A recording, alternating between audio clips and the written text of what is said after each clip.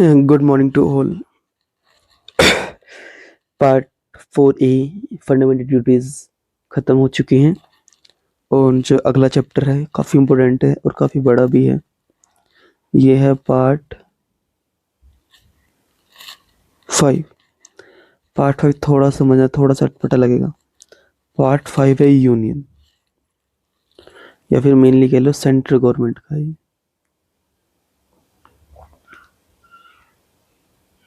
एक तरीके से है यूनियन लिखा हुआ। अब ये पार्ट 5 इतना बड़ा है कि इसके अंदर जो आर्टिकल हैं 52 से लेके 151 तक हैं, इतने ज़्यादा हैं।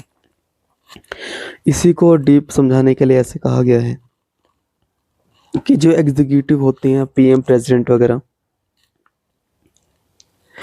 ये 52 से 78 तक हैं। पार्लियामेंट में 79 से 122 है। फिर जो ऑर्डिनेंस आता है वो आर्टिकल 123 है। फिर जो सुप्रीम कोर्ट है वो 124 से 147 है। फिर जो कैग है वो 148 से 141 है। देखो एग्जीक्यूटिव में आता है PM, president, vice president, council of minister, attorney general, executive. Parliament के अंदर लोकसभा, राज्यसभा, स्पीकर वगैरह ये सब। ऑर्डिनेंस ये होते प्रेसिडेंट की पावर कि बिना संसद के चले कोई कानून पारित करना। सुप्रीम कोर्ट, हमारा सुप्रीम कोर्ट क्या कंट्रोलर ऑडिटर जनरल जो सब चीज़ों की ऑडिट करता है। ठीक है, चलो फिर आगे आ जाओ। पर हमने पढ़ना क्या है? हमने पढ़ना द एग्जीक्यूटिव्स। द एग्जीक्यूटिव में क्या आएगा? 52 से 78 और मेनली टॉपिक कौन सा आज पढ़ेंगे हम? प्रेसिडेंट। क्या पढ़ेंगे? प्रेसिडेंट। प्रेसिडेंट इतना इम्पोर्टेंट है कि इसको हम फर्स्ट सिटीजन ऑफ कंट्री बोलते हैं। प्रेसिडेंट कौन होता है? फर्स्ट सिटीजन है कंट्री का। कौन? प्रेसिडेंट। आई बस में ध्यान रखना, जैसे इसमें लिखे तो अगर हम ठीक है आर्टिकल 52। आर्टिकल 52 बोलता है there shall be president of India, कि there shall be president of India. Article 52 बताता है कि कोई ना कोई क्या होगा? प्रेसिडेंट होगा। ये सिंपल बात बोली गई आर्टिकल 52 के अंदर। ठीक है, बाकी प्रेसिडेंट आपको बताइए कि जैसे तो अभी द्रौपदी मुर्मू है, ठीक है, हर 5 साल के लिए रहते हैं, ये सब बेसिक चीजें। तो आर्टिकल 52 बोलता है there shall be a president of India. ठीक है, और इसमें एक दो पॉइंट और है, जैसे प्रेसिडेंट क्या होता है? President is the head of Indian state. Indian state मतलब कंट्री की बात ही करें कि वो क्या होगा? हेड होगा। पर ध्यान रखना जो हेड होता है ये नॉमिनल होता है। नॉमिनल इस वजह से क्योंकि एक्चुअल में जो पीएम है सारी पावर उसके पास है। यहाँ अमेरिका की तरह जो या फिर फ्रांस की तरह प्रेसिडेंट पावरफुल नहीं है, यहाँ पे पीएम पावरफुल है। ये फर्स्ट सिटीजन होता है। और यही क्या होता है? चीफ एग्जीक्यूटिव हेड भी यही होता है, इसे बोलते हैं। और कमांडर इन चीफ भी यही होता है। इसका मतलब जितनी भी आर्मी है ना वो इसके अंडर होती है। कमांडर इन चीफ भी कौन है? आपका प्रेसिडेंट। आगे चलो, आर्टिकल 53। आर्टिकल 53 के बारे में बोलते हैं कि ऑल द एग्जीक्यूटिव पावर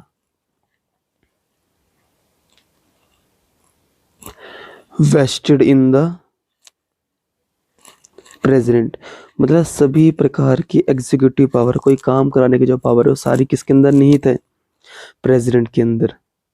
और ये चाहे खुद करे directly, all the executive power used in the power vested in the president used either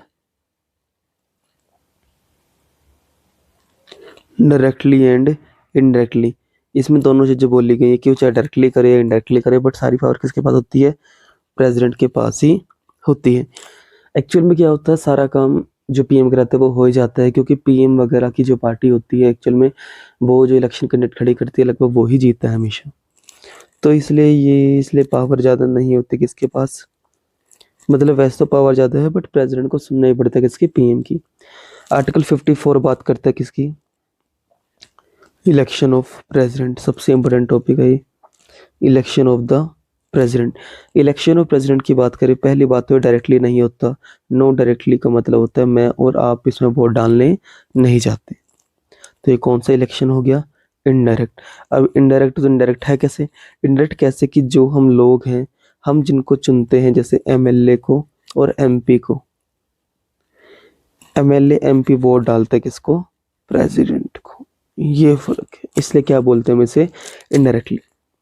समझ रहे हो आप मेरी बात, तब हम इन्हें क्या बोलते हैं, इनडायरेक्टली।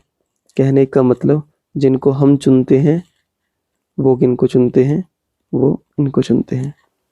कोई दिक्कत तो नहीं, इतना समझ आ गया, ठीक है। हम थोड़ा बहुत पढ़ते हैं, जैसे इसमें दो रूल लगते हैं। एक होता है प्रोपोर्शनल रिप्रेजेंटेशन और दूसरा होता है सिंगल ट्रांसफरेबल वोट। दो चीज़ें लगती हैं, वोट का ट्रांसमिशन कैसे होगा और प्रोपोर्शनलनेस। प्रोपोर्शनल रिप्रेजेंटेशन का मतलब है हर राज्य को, स्टेट को, यूटी को उनके पॉपुलेशन के हिसाब से डिवाइड करा हुआ है किसके पास कितनी सीटें। जैसे हिमाचल में 4 है, यूपी में 80। अब यूपी की पॉपुलेशन भी तो ज़्यादा है ना, और 20 करोड़, हिमाचल में 68 लाख, तो इस हिसाब से डिवाइड करा हुआ है। और यहाँ पे भी अब एमएलए छोटा होता है, एमपी बड़ा होता है। कैसे, हिमाचल में एमपी खाली 4 सीटें हैं लोकसभा की और एमएलए कितनी है, 68।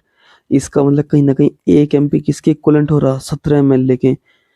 तो अगर वे एमपी वोट डालता प्रेसिडेंट के तो उसकी पावर ज़्यादा भी होनी चाहिए। इसी के लिए ही काफ़ी सारी चीज़ें, काफ़ी सारे इसमें फॉर्मूलेज हैं जो कि हमने पढ़ने हैं। आज बात में ध्यान रखना, 1971 से अकॉर्डिंग टू पॉपुलेशन चल रहा है इलेक्शन, कि कितनी पॉपुलेशन उस हिसाब से सीटें बांटी गई है। डन, तरीका समझ के, प्रोपोर्शनल रिप्रेजेंटेशन और सिंगल ट्रांसफरेबल वोट, दोनों का मतलब समझो। प्रोपोर्शनल रिप्रेजेंटेशन का मतलब स्टेट ड्यूटी से अकॉर्डिंग टू द पॉपुलेशन एक प्रोपोर्शन बनाई जाएगी, ज़्यादा पॉपुलेशन तो ज़्यादा सीट, कम तो कम।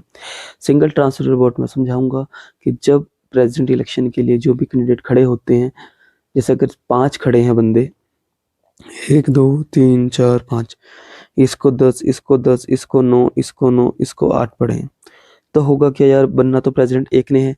तो इसके जो वोट है ना, तो जितने बंदे होते हैं वे प्रेफरेंस में देते हैं, जैसे A B C D E, 5 बंदे A B C D E, जो भी एमपी एमएलए इस तरह से वो वोट डालता है कि मैंने ए को फर्स्ट रखा, बी को सेकंड रखा और ई को सबसे आखिरी में रखा।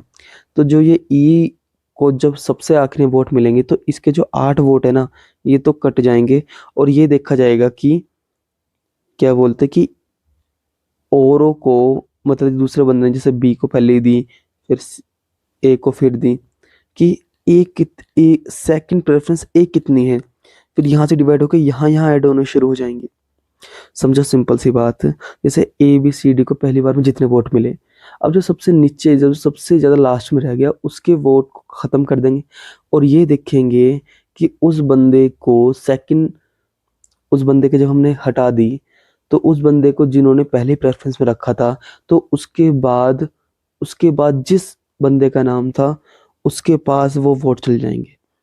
सोचो, ई को 8 बंदों ने पहले प्रेफरेंस रखा पर ये इसके तो वोट बेकार हो गए, तो सेकंड प्रेफरेंस इसके बाद तो किसको डालना होगा। सोचो, ज़्यादातर सबने ए को डाला, तो 4 ने ए को डाला, 3 को बी ने डाला, तो ऐसे कर करके फिर से ये कम रह गया, फिर इसके यहाँ डिवाइड होंगे, ऐसे कर करके जो सबसे ज़्यादा जीतता है वही क्या बन जाता है, प्रेसिडेंट।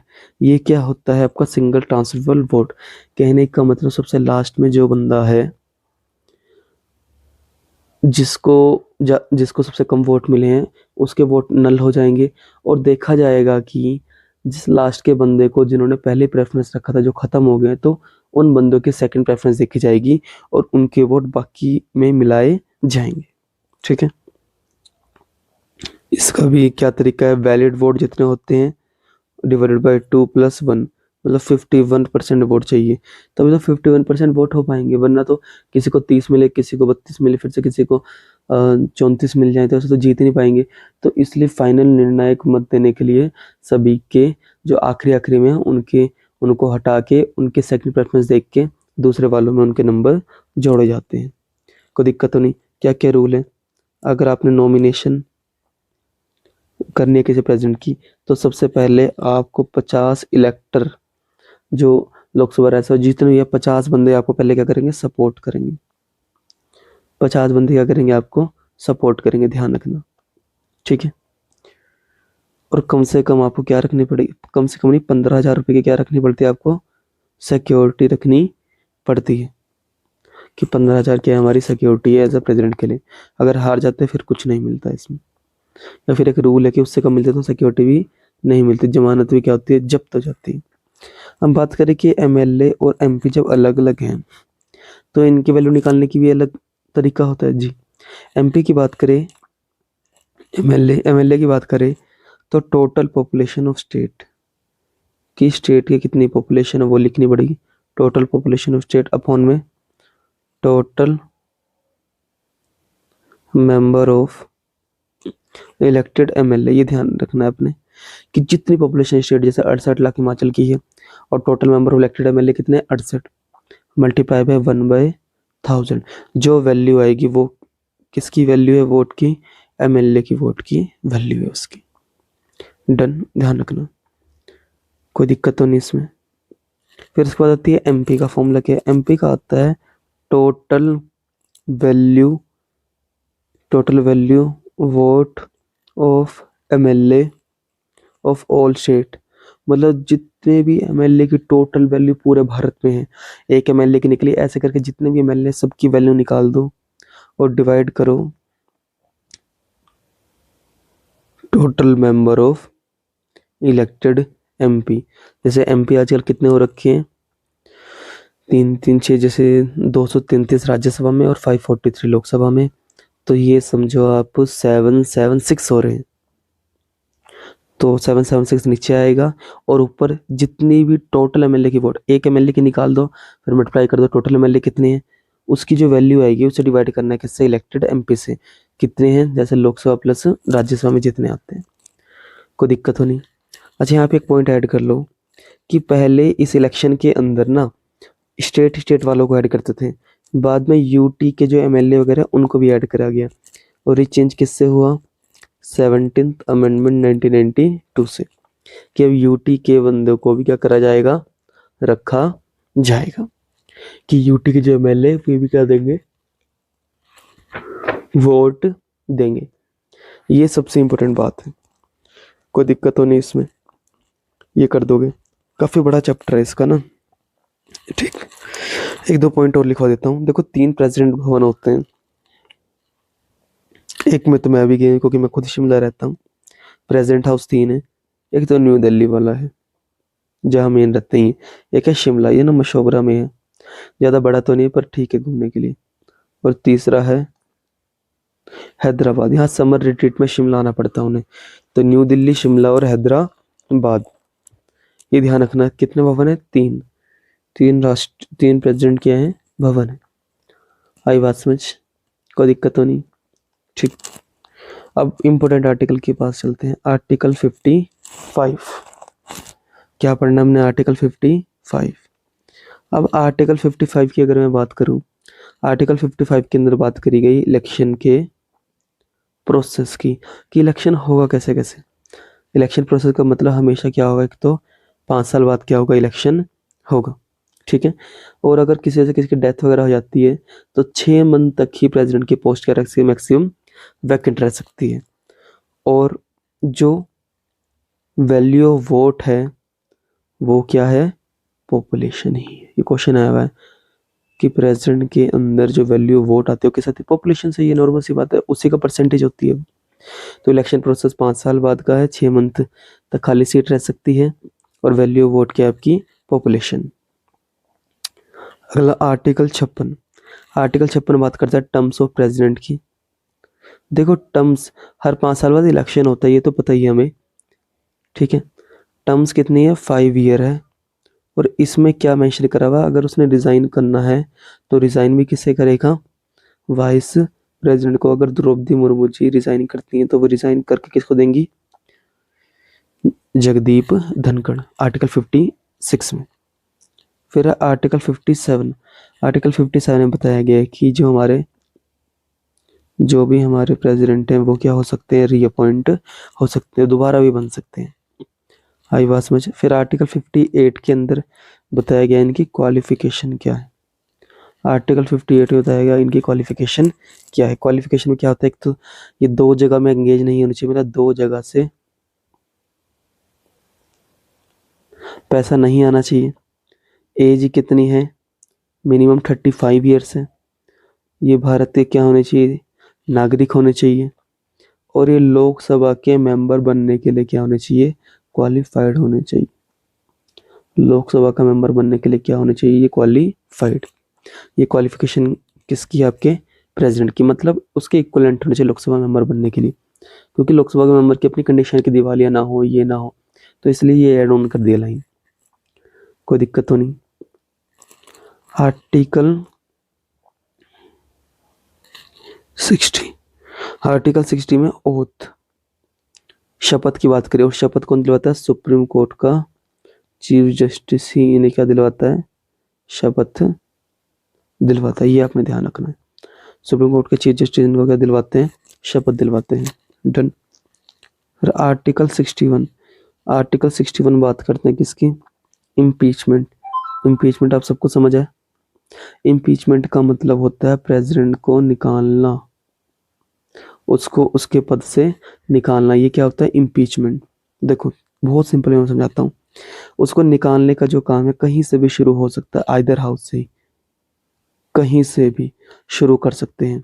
बट सबसे पहले तो कम से कम 1/4 बंदे साइन करेंगे कि हमें क्या इस प्रेसिडेंट से दिक्कत है, या फिर हमें प्रेसिडेंट नहीं चाहिए, ये बदलो। ठीक है, जो भी चार्जेस लगा रहे हैं उसके ऊपर वो कम से कम 1/4 बंदे क्या करेंगे, साइन करेंगे। ठीक है, साइन करेंगे, और साइन करने के साथ साथ ही 14 दिन का एडवांस नोटिस देंगे कि आपने ये चीज़ करी है, तो इसके लिए हम ऐसा करने जा रहे हैं। 14 दिन का क्या मिलता है, एडवांस नोटिस। आई बात समझ। उसके बाद फिर 2/3 टोटल मेंबरशिप के बंदे उनके खिलाफ वोट करेंगे, उस हाउस के, एक हाउस के। फिर जब ये पास होगा तो उसके बाद फिर से 2/3 बंदे अदर हाउस के भी क्या करेंगे, एक बार लोकसभा के, एक बार राज्यसभा के। और ऐसे करके जब ये चीज़ हो जाएगी तब जाके एक प्रेसिडेंट क्या होता है, इम्पीच होता है। बड़ा मुश्किल है। पहले 1/4 साइन करें किसी भी हाउस के कि हमने इसको निकालना है, 14 दिन का एडवांस नोटिस देंगे, फिर 2/3 बंदों से वो बिल पास होगा, फिर से दूसरे हाउस में जाएगा और फिर वहाँ पे क्या होगा, 2/3 उसमें पास होगा। तो ये इसकी लंबी कहानी सी, कोई दिक्कत तो नहीं। अब आता है आर्टिकल 62, बाकी मैं आगे बताता हूँ। आर्टिकल 62 वैकेंसी के बारे में बताता है, किसकी वैकेंसी, किसकी, प्रेसिडेंट हाउस की या प्रेसिडेंट ऑफिस की। ठीक है, वही बात है, या तो 5 साल पूरे हो जाएं या फिर क्या कर दिया हो, इम्पीचमेंट कर दिया हो। ठीक है, ये हो गया। चलो कोई दिक्कत तो नहीं इसके अंदर। कुछ एक इम्पोर्टेंट पॉइंट लिख लो आप, जैसे अगर लिखना है आपने,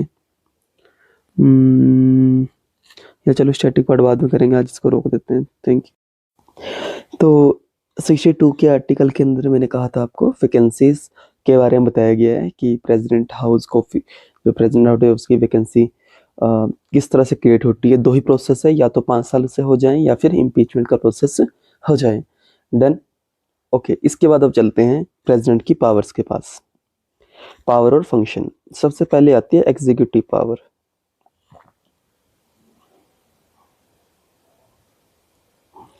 अगर मैं एग्जीक्यूटिव पावर की बात करूं तो सबसे पहली बात होती है, ये पीएम को भी अपॉइंट करते हैं। ठीक है, ये जजेस को अपॉइंट करते हैं, ये अटॉर्नी जनरल को अपॉइंट करते हैं, ये कैग को अपॉइंट करते हैं, ये यूपीएससी के चेयरमैन को अपॉइंट करते हैं, ये चीफ इलेक्शन कमिश्नर को करते हैं, ये गवर्नर को करते हैं। ये फाइनेंस कमीशन बनाते हैं। डन। ये किसी भी एरिया को शेड्यूल एरिया डिक्लेयर करते हैं। ये national commission for SC ST OBC के चेयरमैन को नियुक्त करते हैं। तो ये जितनी भी चीज जो अपॉइंटमेंट सेंटर लेवल पे होती है, मैक्सिमम वो जो काम होता है वो कौन करता है? आपका प्रेसिडेंट। आ रही बात समझ? यहाँ तक ये समझो कि आप जो ये बड़े बड़े जो ऑफिसर्स हैं in the arm forces, army, air force, navy, ये सब भी किससे अपॉइंट होते हैं?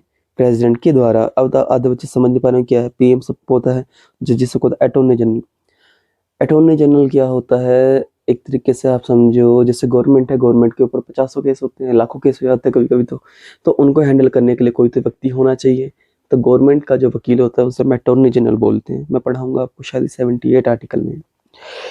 उसके बाद CAG, controller and auditor general. इसकी फुल फॉर्म ये होती है, कैग का मतलब होता है कंट्रोलर एंड ऑडिटर जनरल, जिसका मतलब है जो कि गवर्नमेंट की जो भी स्पेंडिंग है उसका ख्याल रखता है, कहीं गलत तो नहीं, कहीं ज़्यादा तो नहीं, कहीं कम तो नहीं दिया। तो ये सब कौन करता है? कैग। UPSC सबको पता है। CEC, chief election commissioner. Chief election commissioner का मतलब जो इलेक्शन करवाता है पूरे भारत में, जो इलेक्शन करवा रहा है वो इलेक्शन कमिश्नर है। गवर्नर हो गया, फाइनेंस कमीशन हो गया, शेड्यूल एरिया हो गया, national commission for SC ST OBC हो गया। ये सब एग्जीक्यूटिव पावर्स है। उसके बाद है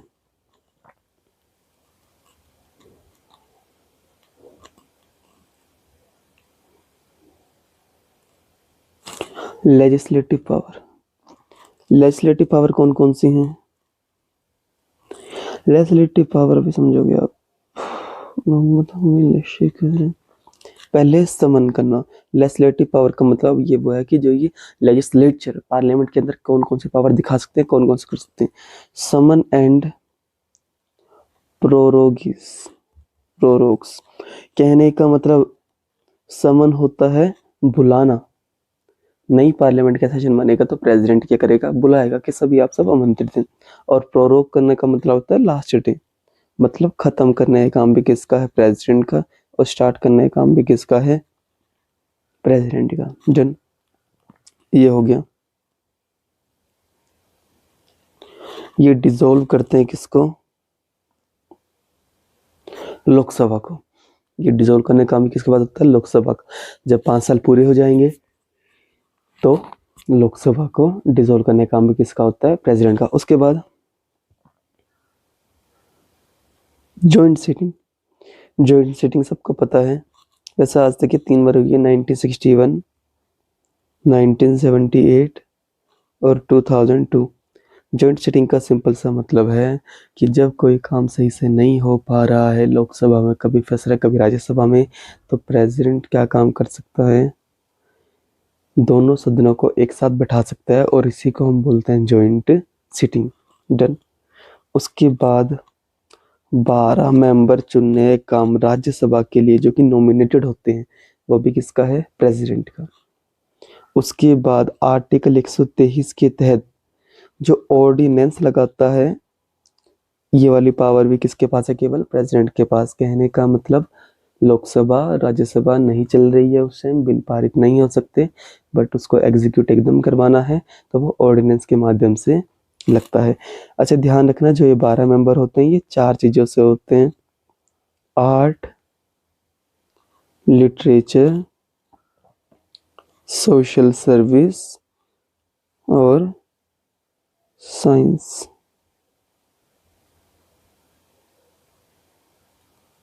ये ध्यान रखना, कोई दिक्कत तो नहीं? ठीक है। इसके बाद की बात करें, अगर एग्जांपल आपको चाहिए ना कि ऑर्डिनेंस, जैसे ऑर्डिनेंस की बात करें, 2012 के अंदर निर्भया केस हुआ था, निर्भया रेप केस था जो, तो एकदम बिल लाना था उसके ऊपर, तो 2012 में उसके लिए क्या लाया गया था? ऑर्डिनेंस लाया गया था। ठीक है, चलो। और हाँ, क्षमादान की पावर भी किसके पास है? आर्टिकल 72 के तहत प्रेसिडेंट के पास। पार्डन पावर, पार्डन पावर बोले तो क्षमादान की शक्ति है। अब क्षमादान कैसे कैसे होती है? देखो, एक तो सिंपल पार्डन होता है, उसके बाद होता है रिप्राइव। क्या होता है? रिप्राइव। फिर होता है रिमिशन, फिर होता है रिस्पाइट, फिर होता है कम्यूटेशन। आराम से समझते हैं, समझना, आप खुद लिखते रहना। पार्डन का मतलब होता है बिल्कुल कंप्लीट पार्डन, मतलब बिल्कुल माफ कर देना, कुछ भी नहीं होना, बिल्कुल खत्म, केसी रफा दफा। रिप्राइव होता है एक तरीके से थोड़ा सा स्टे लगा देना उसकी सजा पर, थोड़ा सा पोस्टपोन कर देना, क्या पता उसके खिलाफ जो सबूत है वो आ जाए या फिर उसे अपने बचने के सबूत मिल जाएं।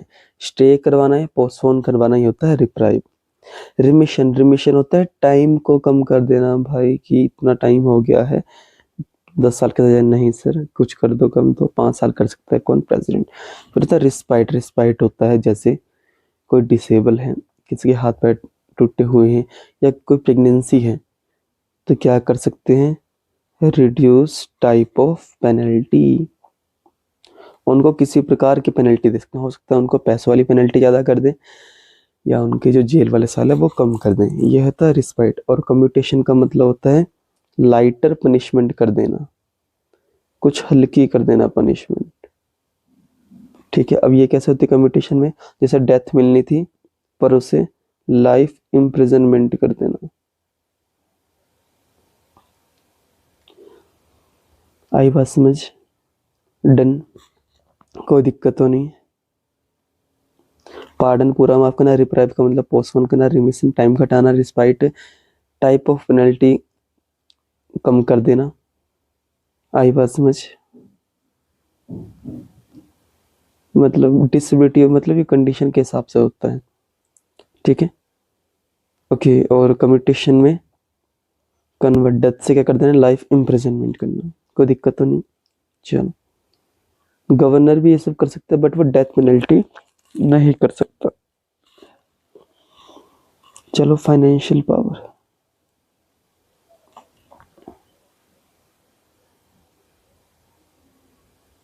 फाइनेंशियल पावर, फाइनेंशियल पावर देखो क्या होता है।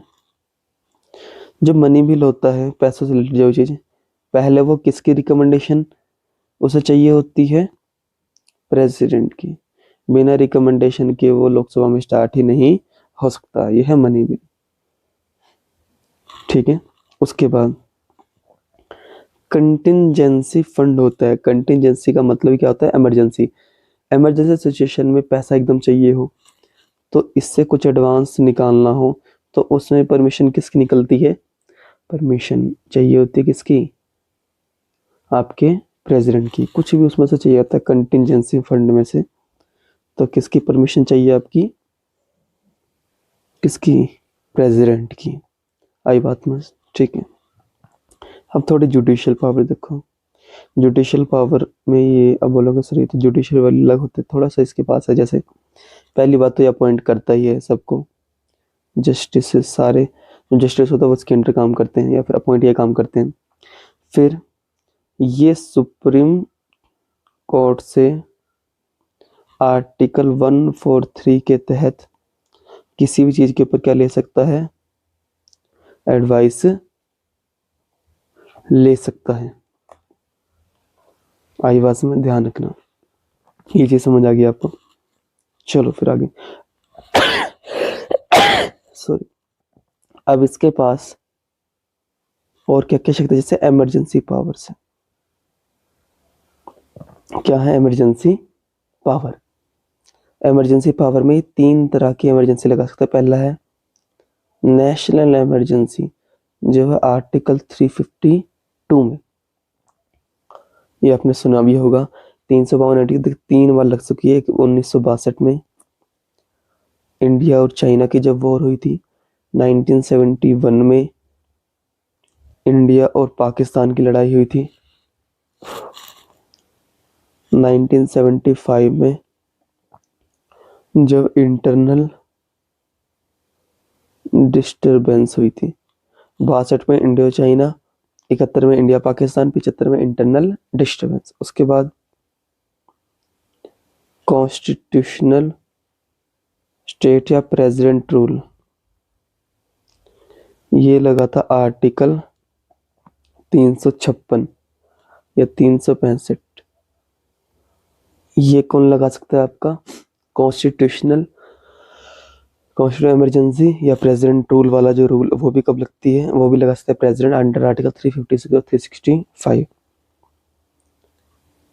फाइनेंशियल इमरजेंसी लगा सकता है अंडर आर्टिकल 360 की, किसी राज्य के पास बिल्कुल पैसा ही खत्म हो गया, कोई दिक्कत तो नहीं। तो ये होती हैं आपकी प्रेसिडेंट की पावर्स। तो इसमें कोई डाउट तो नहीं है किसी को भी? इसमें किसी को डाउट तो नहीं अभी तक का? क्योंकि प्रेसिडेंट काफ़ी सारी पावर एंजॉय करता है यहाँ पे ना। इसके अलावा भी काफ़ी चीज़ें होती हैं, आप थोड़ा बहुत इसमें देख सकते हैं वैसे तो। जैसे जो फ्रांस है, फ्रांस के अंदर क्या होता है आपको पता है? फ्रांस के अंदर जो प्रेसिडेंट है उसका जो टेन्योर जैसे अलग है, यूएसए में जो टेन्योर है वो क्या है, अलग है। जैसे इमैनुअल मैक्रोन आपके फ्रांस के हैं, तो वहाँ पे क्या होता है, वहाँ 6 साल का टर्म है, और डोनाल्ड ट्रंप का जैसा भी क्या है 4 साल का टर्म है। आपको ऐसा सभी का नाम भी होना चाहिए कौन कौन से प्रेसिडेंट रहे हैं। ठीक है, मेरे पास एक लिस्ट है, मैं उसे देख रहा था। जैसे एक बार में आप लिख सकते हो अगर आपने लिखना है तो ना। जैसे सबसे पहले थे राजेंद्र प्रसाद।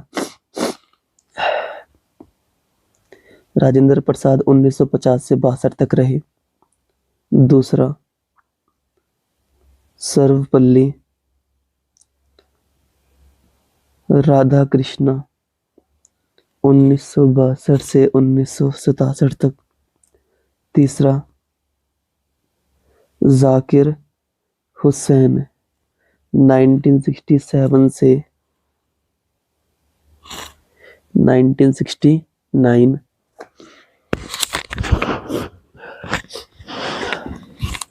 उसके बाद थोड़ी आवाज ऐसी रहेगी, एक तो मुझे खुद जुकाम हुआ है काफी, शिमला में थोड़ा सा रहता है। अगला है वीवी गिरी। वीवी गिरी 1969 से 74। उसके बाद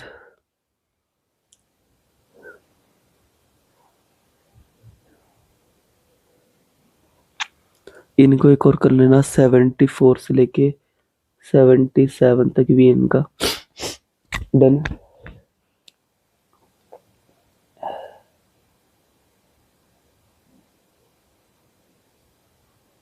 उसके बाद नीलम संजीव रेड्डी। नीलम संजीव रेड्डी 1977 से 82। ठीक है। उसके बाद ज्ञानी जैल सिंह 1982 से 87। उसके बाद आर वेंकट रमन 1987 से 92। उसके बाद शंकर दयाल शर्मा 1992 से 1997। देन के आर नारायण 1997 से 2002। फिर एपीजे अब्दुल कलाम 2002 से 2007। फिर प्रतिभा पाटिल 2007 से 2012। फिर प्रणब मुखर्जी 2012 से 17। उसके बाद रामनाथ कोविंद 17 से 22। और लास्ट द्रौपदी मुर्मू 2022 से 5 साल या फिर जब तक भी रहे। Thank you.